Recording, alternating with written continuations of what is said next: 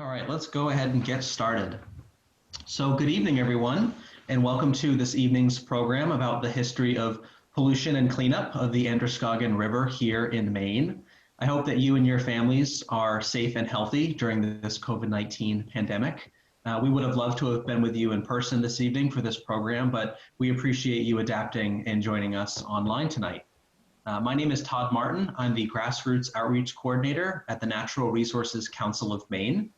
NRCM is a nonprofit membership organization protecting, conserving, and restoring Maine's environment now and for future generations. For more than 60 years, NRCM has been protecting the places and the way of life that make Maine so special. We harness the power of the law, science, and the support of more than 25,000 members and supporters all around the state and around the country and around the world to protect Maine's environment. And our office is located just steps from the State House in Augusta. So before we get started with our program this evening about the Androscoggin River, just a couple of notes about the Zoom technology that we're using this evening. I'm sure we're all pros with Zoom this far into the pandemic, but just a couple of quick tips. So first thing, this program is being recorded, and you'll receive a link via email from me tomorrow to rewatch the program and share it with friends and family, and we hope that you will. Your video and your audio is disabled this evening by design. You'll only be able to see and hear our presenters this evening, who is Lisa Pohlmann, the CEO of NRCM, and Emma Tsai, who's a curator with Museum LA. If you have a question for either of our presenters, please type that question in the Q&A box, which you can find on the lower ribbon of your Zoom screen. There's a little Q&A bubble. Type out your question there, and we'll have plenty of time for questions and answers at the end of the program. So without further ado, I'm going to turn it over to Emma Tsai, curator at Museum LA, to tell us about their exciting new exhibit, which is titled Our Working Waterway, which examines the history of industrial activity on the Androscoggin River. So take it away, Emma. Hello, everyone. How are we doing? And Todd, you were so close on my last name. It's a hard one to know. It's actually pronounced C, and it doesn't look like it should be pronounced that way. I fully understand. You're not the first, and you won't be the last. So I am the curator here at Museum LA and have been for a few years. So for those of you, as we kind of have a nice mashup here of audiences, both from NRCM and Museum LA. So for those of you who do not know anything about Museum LA, we are not a museum in LA, California. We are indeed located right in Lewiston, Auburn. We're actually situated in one of the old Bates textile mills. So we were founded in 1994, first opened our doors in 2004, and we've been doing stuff ever since. So because I'd never remember the exact words of our mission, I'm going to read them briefly. So our mission at Museum LA is to connect generations and cultures, foster a spirit of discovery and human ingenuity, and help people experience the rich history and heritage of work, the arts, and community. So basically what that means is we try to preserve and collect the stories and history of Lewiston, Auburn's very hardworking people, and often we realize that our stories relate very much to kind of the history of all of Maine as well. And that kind of gets into why we decided to do an exhibit about the Androscoggin River. So if you've been to Lewiston, Auburn, you're fully aware that we are situated right on the river. You really can't miss it, especially when you're going in between the two cities. And part of the reason why these textile mills are even located right here is because of the river. So we are intrinsically tied to this very large waterway here in our state of Maine. So the idea came to our exhibit committee to kind of discuss how the kind of implementation and instrumental use of water power developed the cities and industrial work here on the river. And as we did more research, we realized, well, our history is very similar to those further up north in Bethel, further down south in Brunswick. And we realized that the story of the Androscoggin River is important and matters to a lot of towns along this stretch of Maine here.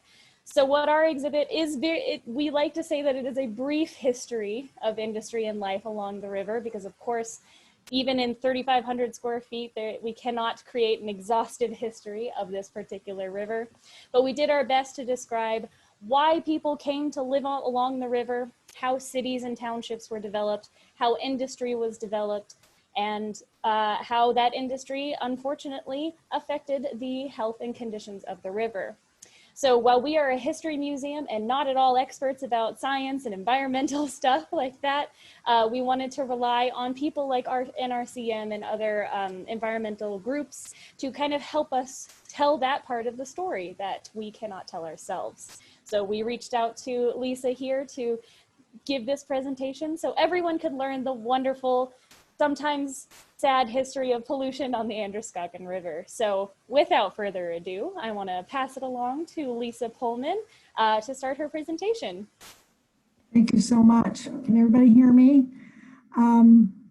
So Todd is pulling up my PowerPoint, and so during that time, I just want to say thank you so much to Emma and to Todd for being here with me tonight. I am in the older set, so I'm struggling with Zoom technology still, and it's great to have some help from folks. So I am going to touch on a little bit of the Natural Resources Council of Maine history, just because there's maybe some people who don't know who we are or what we do. And then I'm going to get into our work to help clean up the Androscoggin River over time. Then end up with just a little bit of what we're working on right now, and then we'll hopefully have a robust question and answer period. So next slide. So you heard a little bit from Todd about who we are, but we were founded in 1959, which means that we're 61 years old this year. And we're independent, we're a nonprofit, and now actually there's more than 25,000 supporters, 25,000 supporters across Maine and beyond. Next slide. We work on the local, on the state, and on the federal level, in particular, to create a body of policy and law, and then the implementation of the law to protect our environment. That's really our focus. And so we involve all kinds of citizens in our work and, you know, try to create a clamor for the environment, which is what ultimately moves the decision makers. Next slide. So I'm going to just run through the 5 major program areas that we work on. So one is climate and clean energy. Obviously, climate change is a huge issue right now. And so that is something that we have been involved in for a long, long time. Next slide. We also have been involved for a long, long time in forests and wildlife, in particular protecting the North Woods of Maine, which is that millions of acres of unorganized territories that make up the northern section of Maine, and trying to keep them as pristine and beautiful as possible. Next slide. Healthy Maine Waters is really, again, part of our foundation and is sort of the area under which I am doing this presentation. So we are trying to protect the lakes, the streams, the rivers, and ultimately the coastline of Maine. Next slide. We do some work on the community level, and in particular right now we're working on waste management. So this is the hierarchy that we are trying to promote so that we're putting as little into landfill as possible and trying to reduce and reuse and recycle most of our stuff. And of course that right now involves a lot of plastics, and we are looking forward to a time when we can implement the statewide plastic bag ban, for example, that we were instrumental in helping Maine pass. Next slide. And lastly, our 5th program area is really federal issues that affect Maine. And this has been a pretty robust program over the last 3.5 years, where we have been very concerned about the rollbacks that are happening at the federal level of environmental laws. And trying to make sure that at least Maine's congressional delegation, which is made up of Angus King, Susan Collins, Shelley Pingree, and Jared Golden, making sure that they understand the issues, their staff understands the issues, and hopefully vote the way we want them to protect the environment. Next slide. So I had the great good fortune of getting to go see the display at Museum LA back on August 22nd. And so that wasn't very long ago. It's fantastic, and you should go see it if you haven't seen it.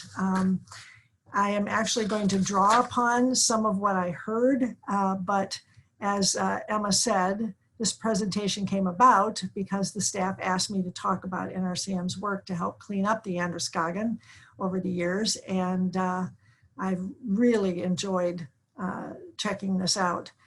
I encourage anyone who lives nearby to check it out as well and learn about the incredible history of this river, which is also a story about American rivers in general. So let me start with a brief history, some of which I gleaned from the display, some from NRCM archives, and then some from the work of our 22-year veteran NRCM staff scientist and Healthy Waters Director, Nick Bennett. Next slide. So here's a map of Maine and the waters of Maine, and in particular the rivers of Maine. So we have 6,000 lakes, 30,000 miles of rivers and streams, and 5,000 miles of coast. And clean, healthy waterways are really vital to our day-to-day lives. They help ensure our safe drinking water, suitable habitat for fish and other wildlife, and recreational opportunities that make Maine a special place to live, work, play, and visit. The full value of clean water to Maine is really incalculable. So this map shows our various rivers. The arrow points to the Androscoggin River. I will point out that NRCM was initially founded in 1959 to protect the Allagash River, which is way up north. We have worked to restore fisheries on the Kennebec River by removing the Edwards Dam at Augusta and the Fort Halifax Dam in Winslow. And we are now involved in trying to restore fisheries at the next 4 dams above them on the Kennebec, starting with Lockwood in Winslow. We were a central part of the Penobscot River restoration, which restored 2,000 miles of habitat by taking out the Great Works and the Vesey dams and building a bypass around the dam at Howland with no net loss of hydroelectric power. So we also worked to reopen the St. Croix River, which borders New Brunswick there, to spring fish runs by freeing the fishway at the Grand Falls Dam near Woodland. So there's always been things that we were working on the healthy waters front. In 2004, we worked with some Maine lobstermen to stop municipal sewage treatment plants from rolling back standards that protect clean water in Maine's estuaries and marine waters. You know, lobsters need they thrive in clean, well-oxygenated water. Maine lobster industry was worried about this threat, and together we defeated efforts that would have allowed more pollution from sewage treatment plants and industry all along our coast. Excuse me. In 2005, we supported a bill to protect small streams from polluted runoff that harms fish and other aquatic life. And over the years, NRCM has helped to increase protection for hundreds of miles of Maine rivers and streams by lobbying the legislature to upgrade their water quality classifications. We're going to talk about this a little bit more. These upgrades help limit the amount of pollution allowed in these rivers. So in 2019, which was the last full legislative session before the COVID lockdown, in 2019, the Maine legislature passed 2 important water quality bills. One to increase protections of more than 400 miles of rivers and streams, and one that protected the sustenance fishing rights for Maine's 4 Indian tribes. And that new sustenance fishing criteria will be the most protective in the country. So with that, we're going to go on to a poll question. So before I go any further, do you know what an alewife is?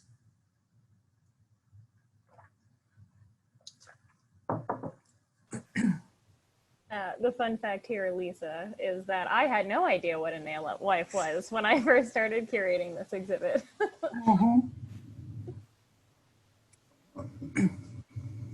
So click the one you think it is, and then we'll show you the results.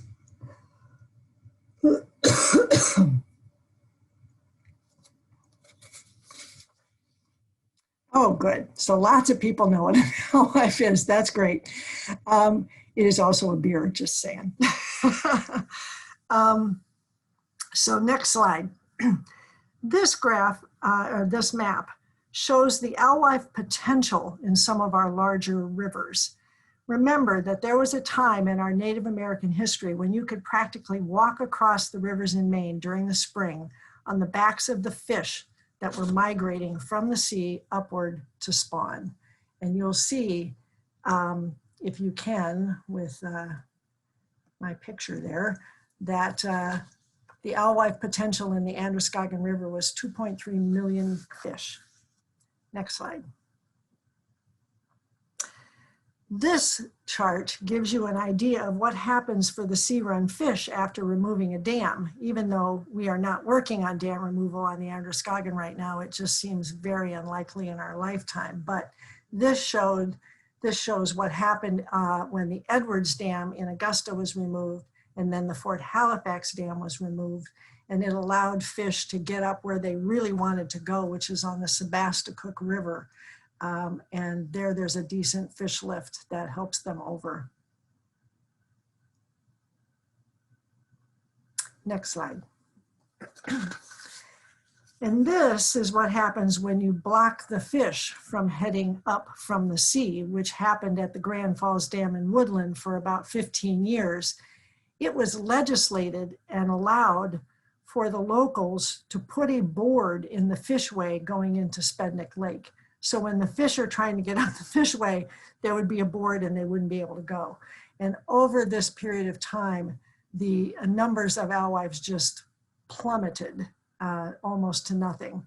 But we did eventually get the legislature to stop allowing that. And now the St. Croix River is teeming with fish, as is the Kennebec River, at least up until the Lockwood Dam.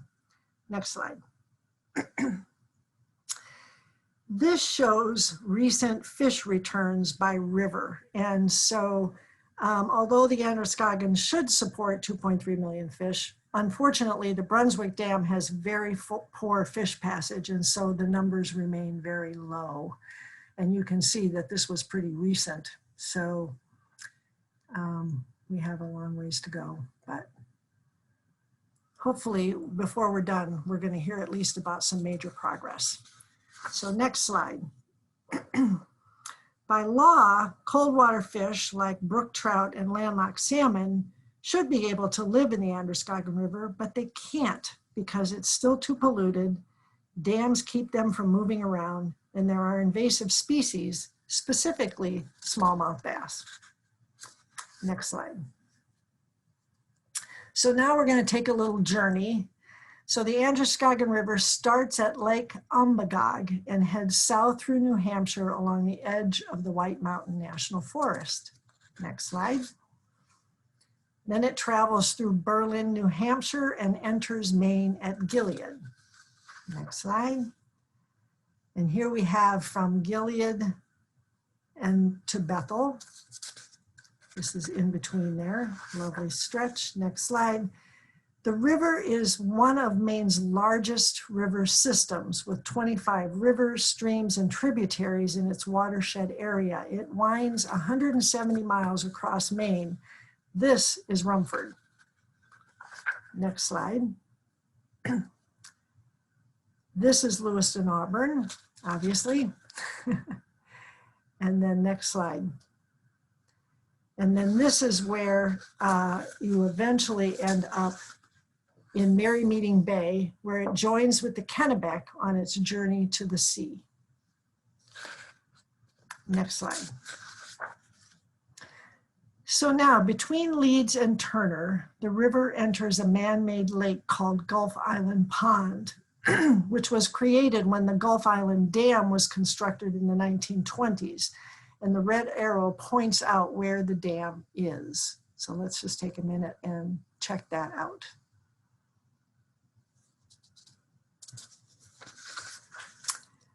So next slide and next poll question. So what polluted the Androscoggin River?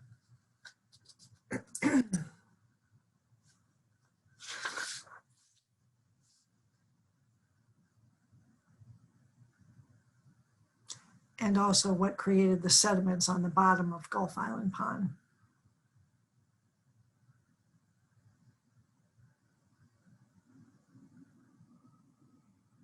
And now we'll see the results. You're absolutely right. It was all of the above. So all of these things came into play in terms of the disaster that was created in the river. So the river has a history of heavy industrial use. In fact, by the end of the 19th century, as the museum display shows, the Androscoggin Valley was the site of some of the largest paper producing companies in the world. And while industrialization brought stable economic development to the cities along the river, this heavy industrial use wrought significant water pollution. So also at the museum, and I understand Emma did the writing here, the Androscoggin's length, winding course, and numerous falls and rapids made it a great natural resource, but also increased its vulnerability to overuse by towns and industries as a dumping ground for various pollutants. Lumbering, textile and paper mills, agricultural and sewage all contributed solid and liquid wastes into the waters of the Androscoggin unchecked for over a century. And by the 1960s, it was considered one of the most polluted rivers in the country. Many of these industrialists mistakenly believed that the river would simply repurify itself without taking into account the tremendous tonnage of waste, sulfite, liquors, chemicals, and sewage being dumped into the river by every city along that river. The pollution of the river reached crisis proportions in the early 1940s when a combination of heavy pollution, hot water, and drought caused severe odor problems in the river and infuriated the citizens of Lewiston and Auburn. And out of this fury began the first organized efforts to clean up the river.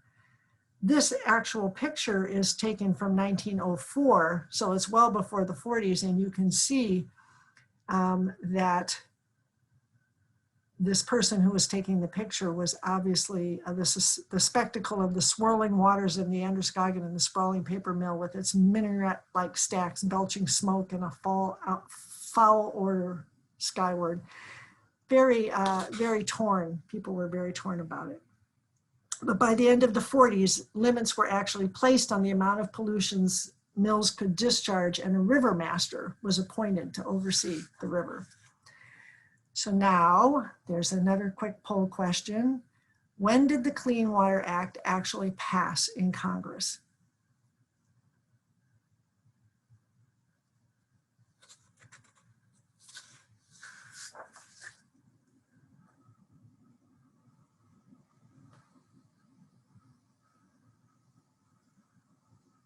Aha, good job. Well, I have a feeling there were people who were around in 1972 as I was.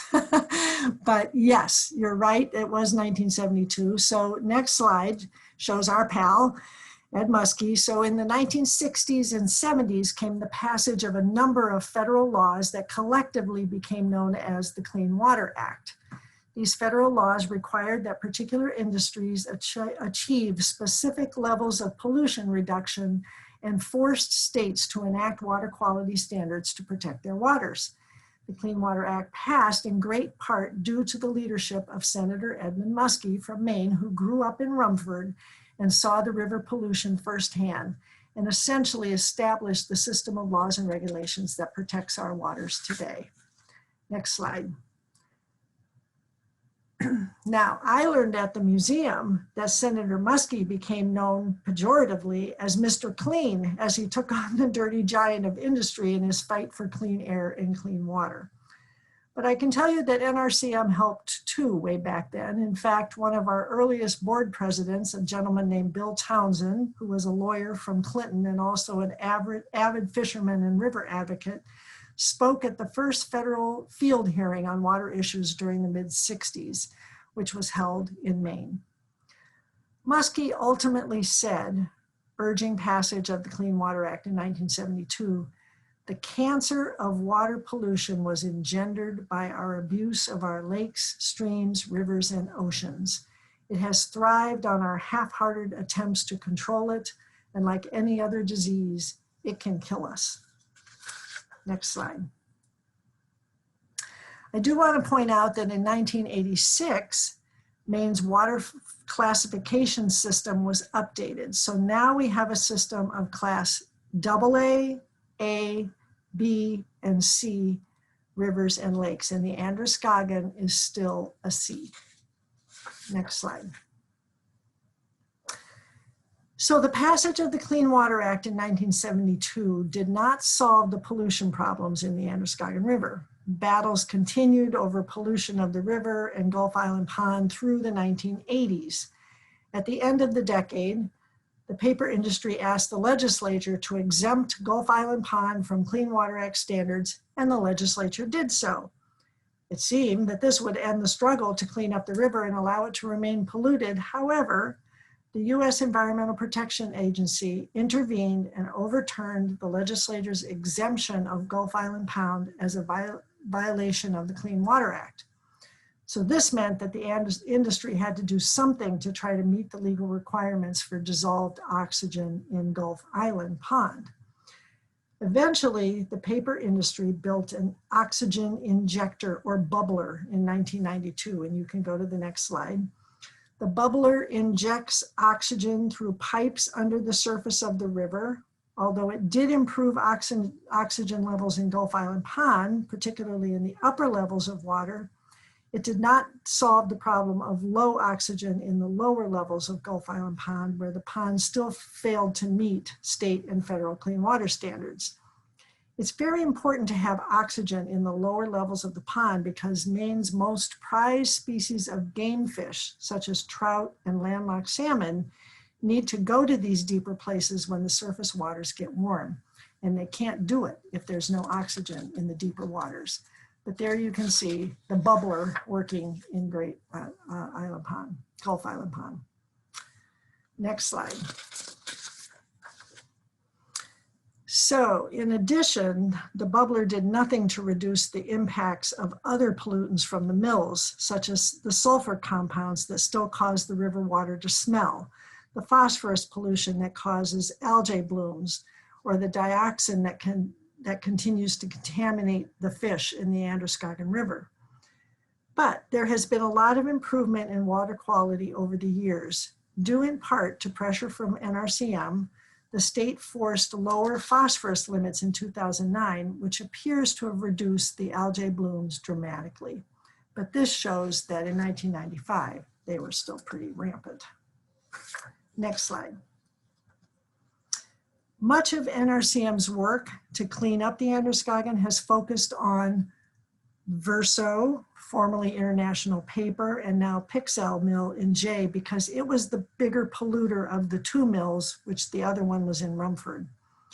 We worked for many years to get this mill to adopt modern pulping and bleaching technologies that reduce pollution, save energy, and lower operating costs. In fact, we sued International Paper in 2005 and appealed a waste discharge license for the Jay Mill to the Board of Environmental Protection in 2007. But the judge dismissed the lawsuit on a technicality. So we still went ahead to appeal the waste discharge license in 2007, even after the judge dismissed our suit in 2006. We didn't get everything we wanted, but we did get limits on phosphorus discharges that we just mentioned above. Next slide. So our next effort was in the late 2000s because we learned that National Geographic magazine was buying its paper from the then Verso paper mill in Jay. And we became involved with the Environmental Paper Network and began to pursue National Geographic for purchasing paper from a polluting mill. We met with their CEO and threatened to start a public relations campaign against them. It is likely that this led to the magazine pressuring Verso Paper to modify its wastewater treatment to the point that by 2010, we were seeing the biggest decrease in pollution to the river since the Clean Water Act. Also, National Geographic pushed the Verso mill to clean up its coating operations to get rid of the large visible plumes. But then in April 2020, as most of you know, the digester at the Verso paper mill, now Pixel, NJ, exploded. Fortunately, there were no injuries. The mill is still making paper, but they are no longer pulping on that site. And since pulping is the biggest pollution culprit in the paper making process, the discharges are actually way down in the Androscoggin River. However, the future is uncertain. Next slide, please. In 2017, NRCM held a press conference on the banks of the Androscoggin River to celebrate the 45th anniversary of the passage of the Clean Water Act. The gentleman in the middle there, whose name is Dick Anderson, was a young fisheries biologist for the Maine Department of Inland Fisheries and Wildlife in the 1960s. He recalled how polluted the Androscoggin had become prior to the Clean Water Act. And I quote, "We paddled the Androscoggin from the New Hampshire border to Brunswick, and it was a revolting task. Every bit of waste and sewage was dumped into the river. At least 7 paper mills were dumping untreated waste into the river, as were tanneries and towns. We traveled through this disgusting mess, and look at it now." That day, we also featured Rebecca Swanson Conrad, who was then the president and CEO of the Lewiston-Auburn Metro Chamber of Commerce. She's at the mic, who described how important the revitalized, cleaner Androscoggin River is for both Lewiston and Auburn. Lynn Lewis, who is standing to Dick's left, is a Bates professor who documented the economic benefits that clean water provide to Maine. She said our lakes contribute an estimated $3.5 billion to Maine's economy annually, supporting 52,000 jobs. And clean coastal waters support thousands of lobstering and fishing jobs that deliver landings of more than $700 million annually. And finally, we had Natalie Lounsbury, who grew up in Auburn, and she was recalling attending meetings with her mother, Bonnie, about pollution in the Androscoggin, where the discussions always focused on color, odor, and foam.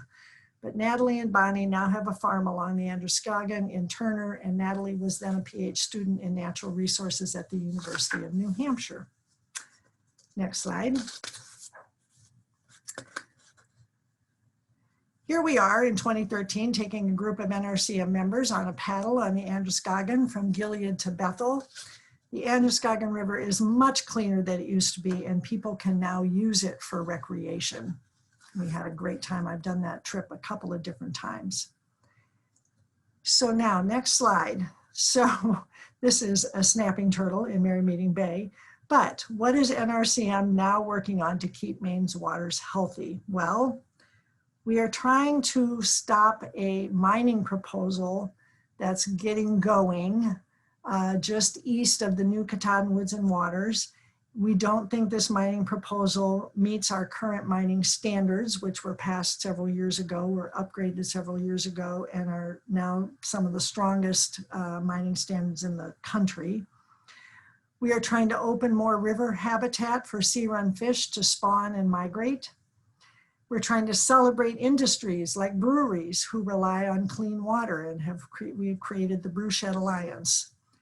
And then we're opposing clean water rollbacks at the state and the federal levels, such as the federal rollback of the Clean Water Rule, which basically was saying that all of the small tributaries that go into our rivers ought to be protected by the Clean Water Act. And that had always been uncertain. We thought it should be there, and now it's being rolled back by the Trump administration. Next slide. I will leave you with these pictures of the Maine Brewshed Alliance logo. And here's a group of fantastic, mostly young entrepreneurs who are brewing good beer all over the state, and are often now our spokespeople when it comes to clean water. And finally, last slide, I just want to thank you for your attention, and I would be happy to answer any questions. Go ahead, Emma. All right, popping back up on the screen here. So what we did ask some of our mailing lists to see if they had any questions ahead of time that we could kind of answer. And of course, I think I see at least a couple in the Q&A. So of course, feel free to type in your questions at this time. We will get to them in just a little bit. But one of the ones that came in earlier was, what are some examples of the ecological restoration and management projects that are currently being done on the Androscoggin, or that will be done on the Androscoggin, if you know of any? Yeah, well, like I said, unfortunately, we're not working on dam removals, though dam removals, as I showed you, have a big impact. It's just that the river is so still industrialized that it just seems like that's not going to happen anytime fast. And, you know, unfortunately, that explosion had a big impact on cleaning up the Androscoggin River. Those are the key things that I know of right now that have impacted the river.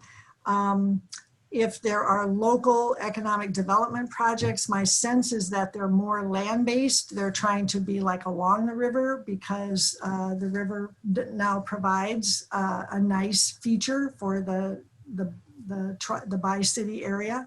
Mm-hmm. But you may know more than I do, Emma, about things that are happening to locally to really clean up the river. Yeah, and I know there were a couple of people in attendance to this particular lecture who would also have a lot of information, but there are definitely people working here locally that I can confirm. Good. This question is kind of one that I had previously. As Lisa mentioned, I was drafting all of the content for the exhibit, and I see at least one of the questions in the Q&A there is about Walter Lawrence, is how I've heard it's pronounced, and he was the first official Androscoggin River master. So in addition to the general question that the viewer had of kind of what was his role in this, my addendum to that is, what exactly is a river master? And does that role still exist today? Yeah, that is such a good question. And I'm not sure that it does, because otherwise you'd know who it was. I have a feeling that when the Clean Water Act came in, that was supposed to serve the purpose of cleaning up the river and kind of turning the whole thing over to government to enforce what was now a body of law. So I kind of doubt that there's still a river master. I'm not aware of one. Heard that there was one, and I don't know the gentleman that you're mentioning, though I remember his name was on your display. And, as to what his role was, you probably know more than I do. What was his role? From what I was able to research about and glean from all of this copious amounts of reading that I had done, was basically that he was put in charge of kind of overseeing all of the policies regarding the river. So that meant he was the first one to really look at the river, figure out what the pollutants were, where they were coming from, and really kind of come down on those industries that were polluting the river even more. And obviously the biggest one was, as you mentioned, the paper mills. So he was really the one who kind of fought to toe that line between keeping the river clean and getting it even cleaner, while still understanding that industry needed to happen to keep the economy of Maine going strong. So that's what I learned was his role. And in general, it's just a fun term. I sure would love to be a river master. I know. I know. It's a great term. You know, I can't tell you enough how much it stuck with me that Dick Anderson spoke at that press conference and talked about being a young man and being asked in his role to paddle the Androscoggin River, and just how absolutely disgusting it was. So, you know. And Muskie said pretty much the same things when he was getting started, is, you know, when he was growing up along the Androscoggin, he just got to see it at its worst and wanted to see it at its best, I think is probably how he would put it. And I know that there's one of our board members who's listening right now, and she remembers growing up in Brunswick, actually, but also along the Androscoggin River. And just, she remembers the stench and just how long it took to clean that up and how happy she is that it's better now. Exactly. Yeah. A lot of our oral histories say about the same thing. Yep. Um, Yeah. I know there are a bunch of questions coming in, so my only other question that I was going to leave here with, and then we can jump to the guest questions here. Yeah. One of our staff here at the museum actually was wondering, and I'll read this out, it's pretty long.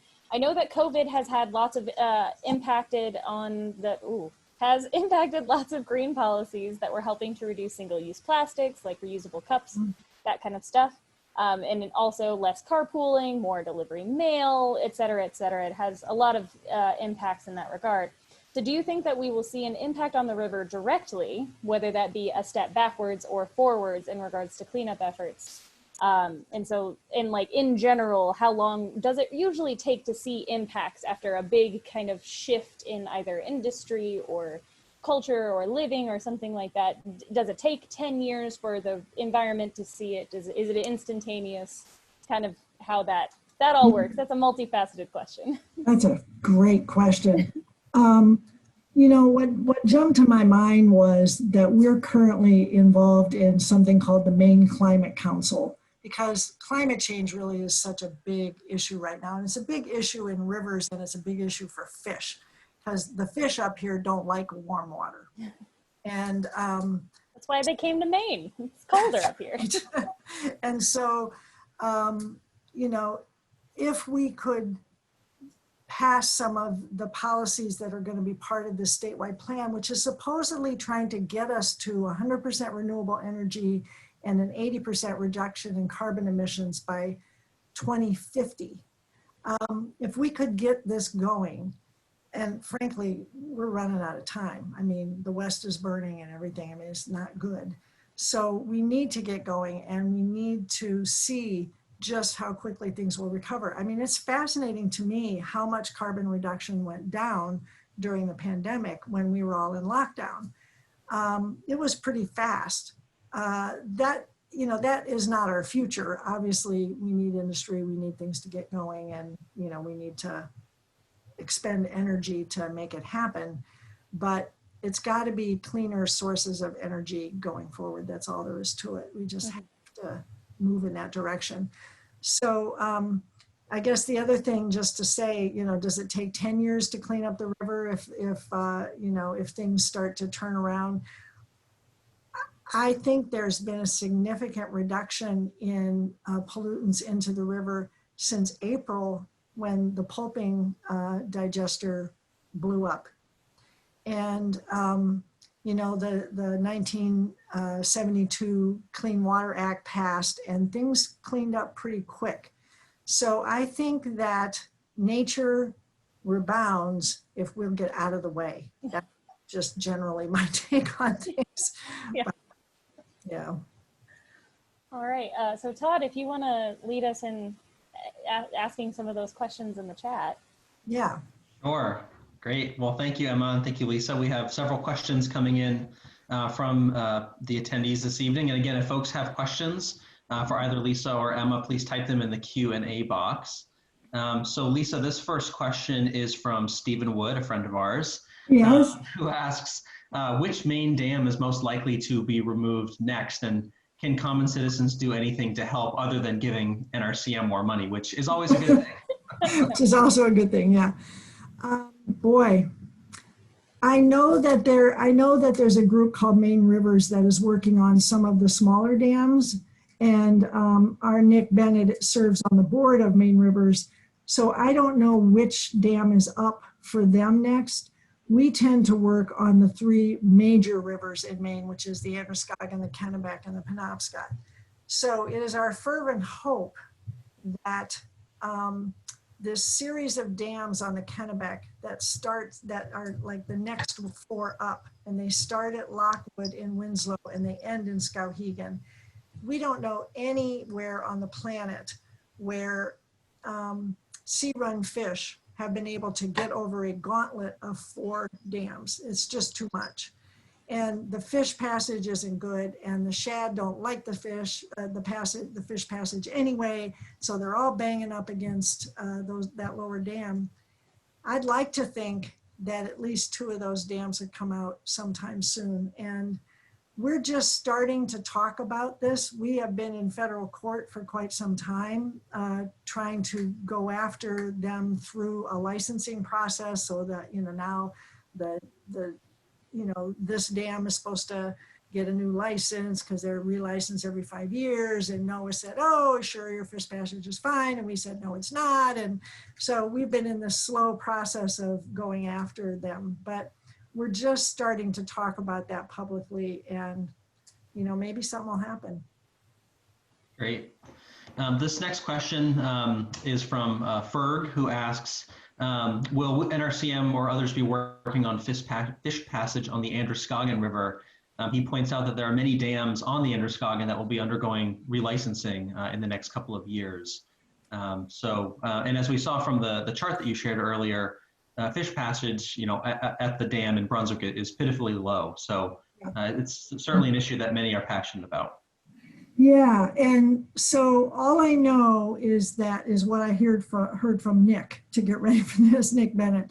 And he said, we've got a lot on our plate with the mining proposal and the dams on the Kennebec and the CMP corridor and all that kind of stuff. So he's not currently working on removing dams on the Androscoggin because it just seems like it is such a big lift.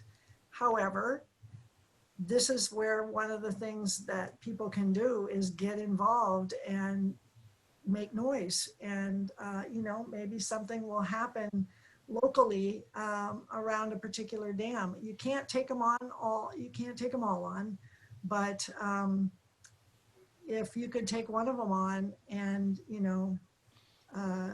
just try to get some public policy people interested in your work and that kind of stuff, why not? Yeah, I mean, just to add a historical note to that, that's one of the main reasons why the Androscoggin started getting cleaned up in the 40s, is that they made a fuss, they made a lot of noise, they wrote letters, they made phone calls, they really made it known that they could not live in the stench anymore. That's right. That's the best way to say it. So I definitely wholeheartedly say, definitely make some noise. That's what it could do. Yeah, absolutely. So Lisa, this next question comes from Maggie Hutchinson, who asks, how does the NRCM understand its responsibility to collaborate with Wabanaki tribes as the original caretakers of the watersheds here in current day Maine? So of course, NRCM worked closely with the Penobscot Nation on the Penobscot River Restoration Trust. You want to speak briefly about that? sure. We worked closely with the Penobscot Nation on the river restoration on the Penobscot, and we also worked closely with them on the sustenance fishing rights, which just finally happened in 2019. And over the years, we've worked with them on a lot of different things. We celebrated with the Passamaquoddy tribe when we managed to finally get the board out from the fish ladder in Woodland. And so I would say that we have been, and the Penobscot Nation has come out against the CMP corridor, and they've come out against the Wolfton mine. And so it's extremely important that their voices are heard and put forward, and we know that, and we have been working with them all along. Absolutely. This next question comes from Peter Rubens, another friend of NRCM in Cumberland, who says that the Clean Water Act says that rivers can't backslide once they've reached a higher classification of water quality, and that they have data over 20 years that shows that the Androscoggin is in attainment for Class B standards from Gulf Island down to Brunswick. And there seems to be an effort underway to get the Maine DEP to license, to reclassify the Androscoggin from Class C to Class B. So the question is, will NRCM support those efforts to reclassify from C to Class B at Maine? Well, I guess I would need to, Nick and I would need to see the data and understand it better. And again, I know that this local effort is extremely important, and people should keep clamoring and keep making noise about it, because that's how things get done. So, you know, I don't know that we will take it on, but that doesn't mean that we would not support you in those efforts. So that's all I can say. Yeah, absolutely. And, you know, Lisa, as you mentioned briefly in your presentation, there was a bill in the legislature just last year to reclassify hundreds of miles of streams and tributaries in Maine from lower classifications to higher classifications, including around Webb Lake over in the Tumbledown region, stretches of the Penobscot River, especially around Millinocket. So just recently, just in last year, there was a big reclassification effort. Many of our streams were upgraded, which is good news. It's very good. Yeah. This next question comes from Margaret. The question is, what is the role of municipal sewage and stormwater discharge in the current situation of the Androscoggin River? We've talked a bit about the paper mill impacts, but what about the sewage and stormwater treatment? Yeah, so Emma's got a big grin on her face over there. Know about this. Why don't you start? Well, what I was giggling about is just that as I was doing research for the exhibit, you know, it's something that a lot of people don't really think about is, you know, where does your sewage go? And unfortunately, that's exactly what happened when a lot of cities were developed along the river. Is a lot of people didn't think about where does our sewage go? And so as I was reading and learning about the development of cities along the river, unfortunately, it meant that a lot of sewage pipelines just went right into the river, and there you go. Or they went into a small stream further inland, and that led to the river, and then still managed to get there. So it turns out that is a much bigger idea than you would think. And of course, early reports like early 1900s reports about the river and its pollution said it's the sewage that's the problem, instead of pointing towards the paper mills and other places like that. They all said it was that sewage that's causing all the problems, when they soon quickly found that was not the case. But you can take it over there. Right. So the sewage treatment is extremely important, and I'm sure it has been much upgraded since the Clean Water Act was put in place. I actually don't know the current status and what needs to be done yet, or whether it's adequate. I do know that the river is in much better shape. It's, you know, boatable and that kind of thing, because I've been on it and it didn't stink a bit. And, it's fishable now. Yes, it's fishable. So I actually don't know the answer to that. I'm hoping that it is in reasonable shape at this point. Now, you can't, you know, I know that all over Maine, there are still issues with, particularly on smaller ponds, with camps and stuff like that, of, you know, this sort of discharge right into the water, and that just can't happen. And so I will get back to you on that, because I want to know myself. Yeah, and I'll also point out that there was another piece of legislation that passed in January of last year. Maine's wastewater treatment plants have about a $50 million backlog of infrastructure upgrades that they need, especially in Portland. There's a big problem when we get a heavy rain event. It overflows the sewage system, and raw sewage just ends up getting dumped into Casco Bay because the wastewater treatment facility just can't handle all of that sewage and that water. So actually right now, there's a multi-million-dollar project underway in Portland to fix that wastewater treatment plant because of this legislation that passed, providing millions of dollars to help upgrade wastewater treatment plants throughout the state. So there's still a lot more upgrades needed, but the bill that passed last year is starting to help. So that's great. Yeah. So we have time for just a couple of more questions. Again, if folks have questions, please type them in the Q&A box, and we have time to get to just a couple more. This next question comes from Sarah, and the question says, I've gone boating and swimming in Androscoggin Lake, which is in Wayne, Maine, and the lake is connected to the Androscoggin River by the Dead River. And she's wondering why it's called the Dead River. She asks if it's so polluted, that's why people call it the Dead River. Do either of you know? I actually know it's not that polluted because I've been on the Dead River, and I've also been on Androscoggin Lake. So I don't know why it's called the Dead River. No. It's not because it's dead. Yeah. I know. Great.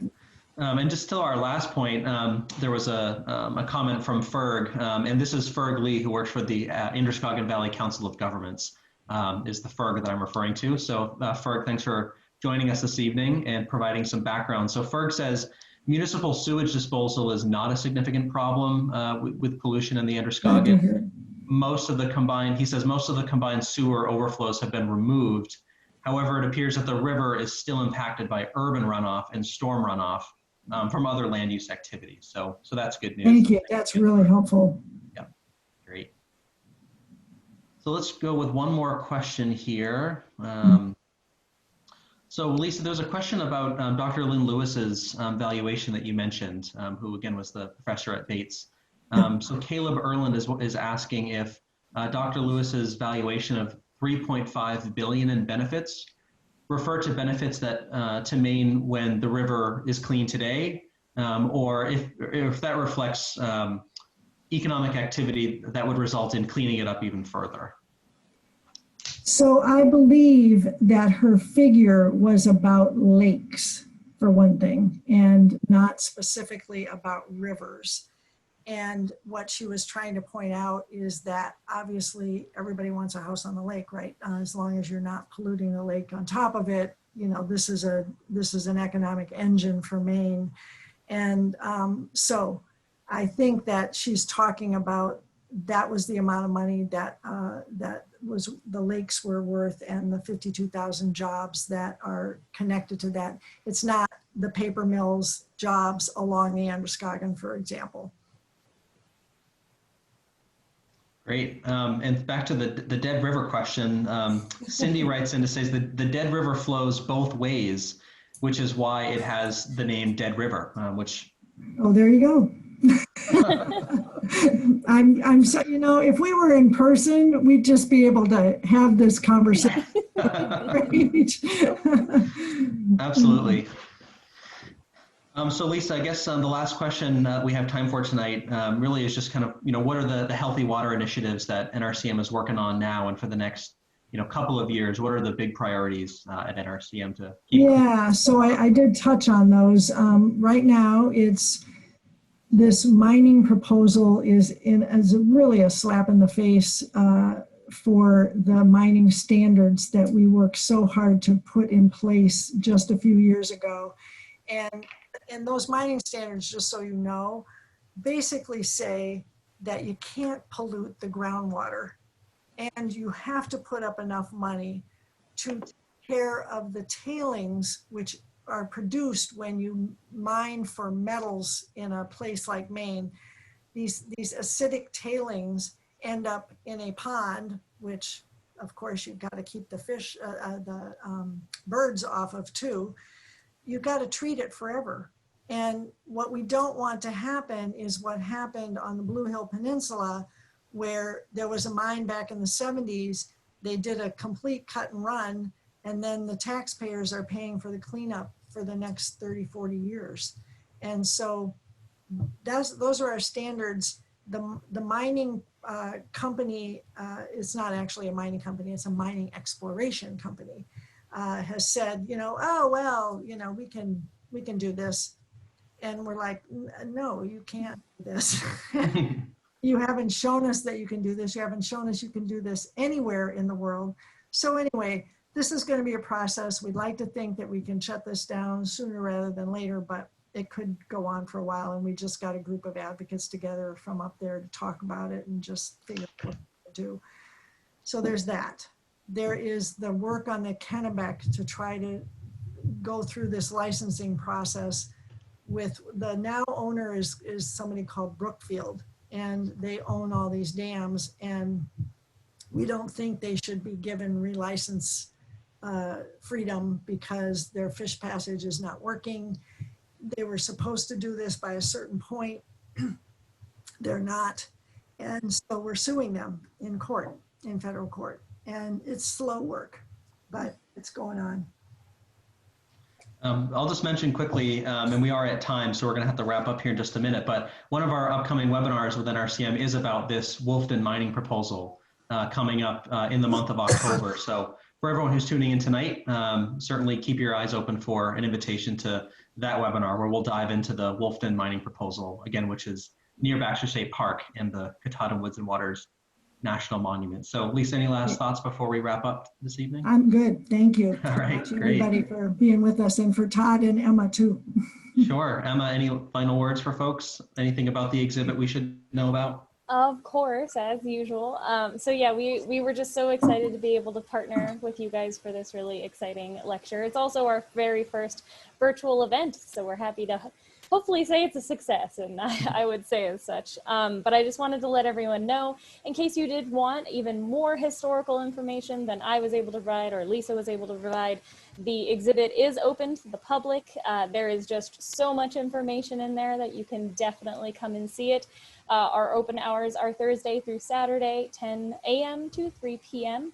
And if you physically cannot make it or do not feel comfortable coming into the space, we are following all COVID guidelines and mask wearing and all of that. But we did actually just recently upload a full virtual reality tour of this exhibit as well. So if you want to check out our website, you'll be able to see it there. But honestly, our whole goal was being able to share the history of this really amazing waterway in Maine, and you guys helped to do that. So thank you so much. Well, you're so very welcome, and thank you, Emma, for the opportunity. So this concludes our program for the evening. Thank you all for tuning in. Again, you'll get an email from me tomorrow with a recording of this program, and we hope that you'll share that with your friends and family. We hope that you'll check out the exhibit at Museum LA as well. So thanks again for tuning in, and enjoy the rest of your evening.